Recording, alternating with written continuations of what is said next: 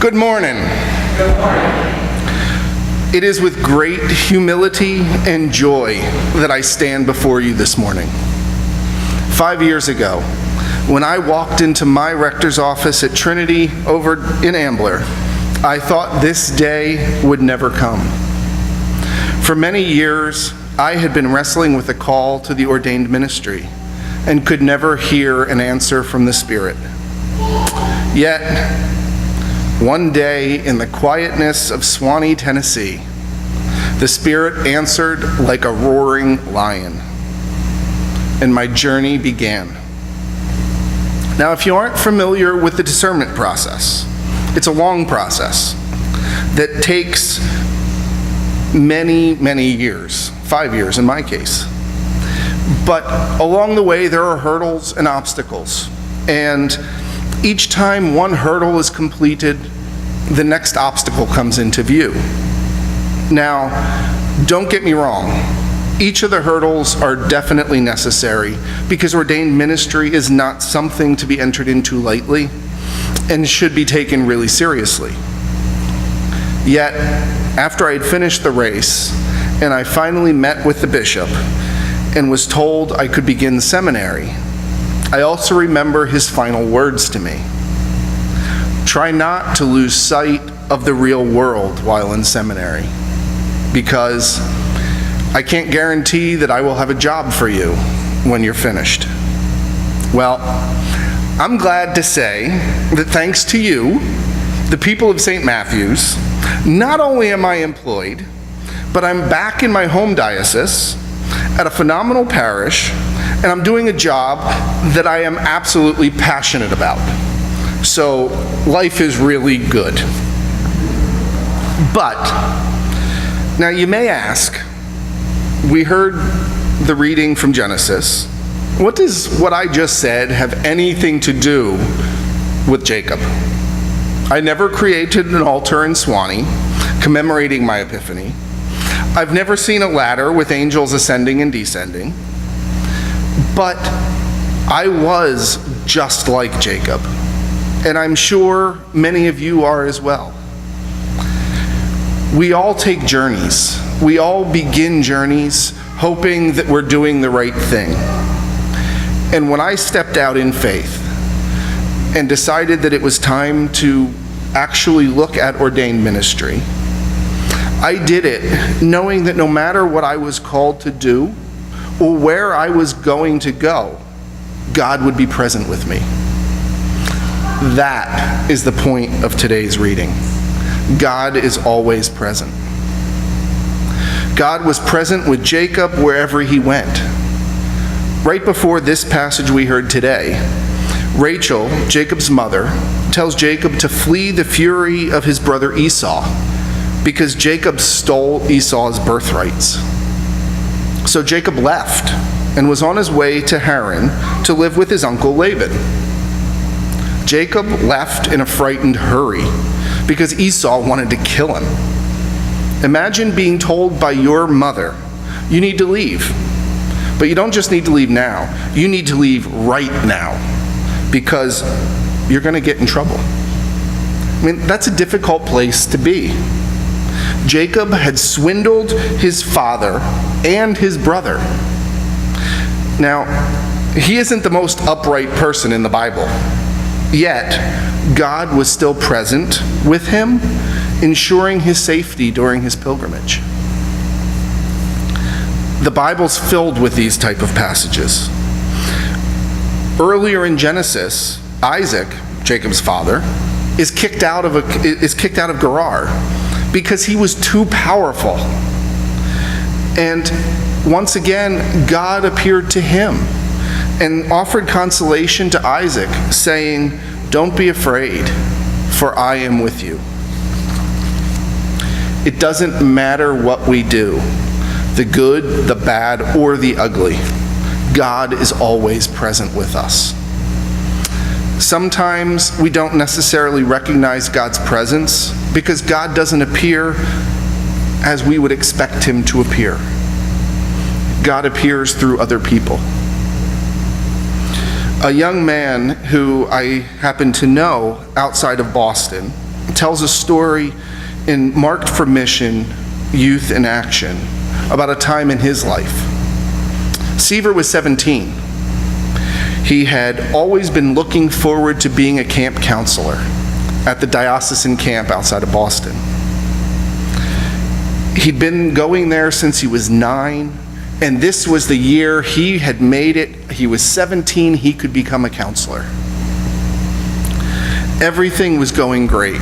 He was a counselor until one night when he made a bad decision. The next morning, he was called into the office and fired. He was told that he needed to leave the camp by 2 o'clock that afternoon. He was devastated. The job he had always looked forward to was finished. He had let himself down, his family, and all his friends. He felt he had let them down.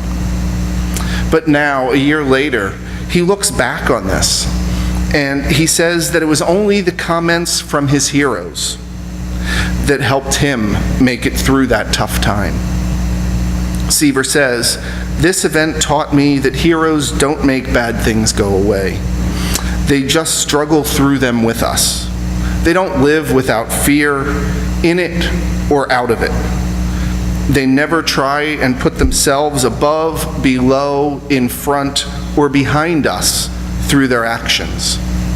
They just go through life alongside us, with us, protecting us when necessary."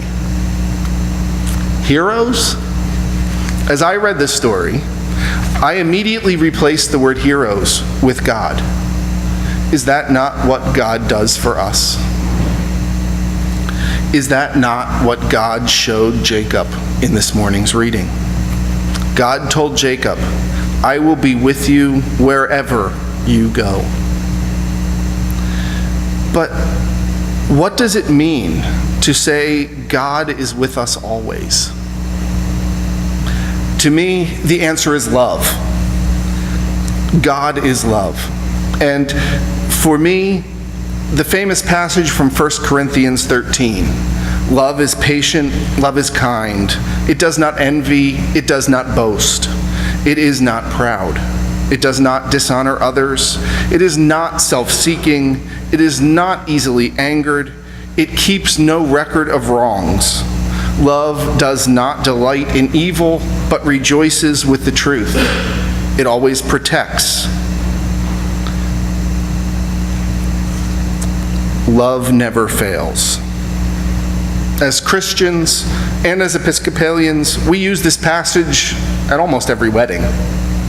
Yet, how often do we really live out this type of love? Personally, I can say that I don't live up to this definition of love. I can't say that I'm always patient, because God knows I'm not. I can be envious. I boast. Have I told you that I was the deacon to the presiding bishop last week? But it's a love that's not easy to achieve. Luckily for us, we have a God that is all-encompassing of love. A God that is first and foremost a God of love. This past weekend, I had the privilege of attending the Episcopal Youth Event, EYE for short. This event takes place once every 3 years, somewhere in the country. This year, the Diocese of Pennsylvania was the host. So on Wednesday afternoon, I left Vacation Bible School here at St. Matt's and went to Villanova, where it was being held, to work as a member of the hospitality team. When I arrived, I witnessed God's love in action. Several small groups of dedicated volunteers spent all day Wednesday in 95-degree weather, sitting at the airport, at the train stations, and in the middle of a parking lot, greeting every participant as they arrived for EYE. They were there to welcome the stranger among us, to make Villanova a place of love. Luckily, the newcomers weren't strangers for long, because love of and for God exuded from their very being. Very quickly, strangers became friends. Stories about their travels were shared, and prayers were offered for each other. As the event went on, the youth heard from different speakers about how love can change the world, how we all can make a difference. I witnessed as the next generation of leaders and missioners of this church live out the passage from Corinthians. I witnessed just how, like God was present with Jacob on his pilgrimage, God was present with each and every one of those youth on their pilgrimage to our city. While the work was hard and the days were long, every night I went to bed seeing how the love of God can affect change in the world.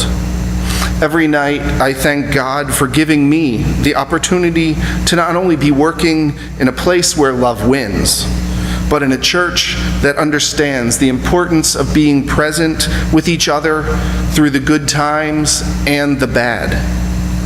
I watched as friendships from previous youth events were rekindled, as well as the youth today tried to struggle with what it means to live in a nation as a young Christian adult. For at this youth event, I saw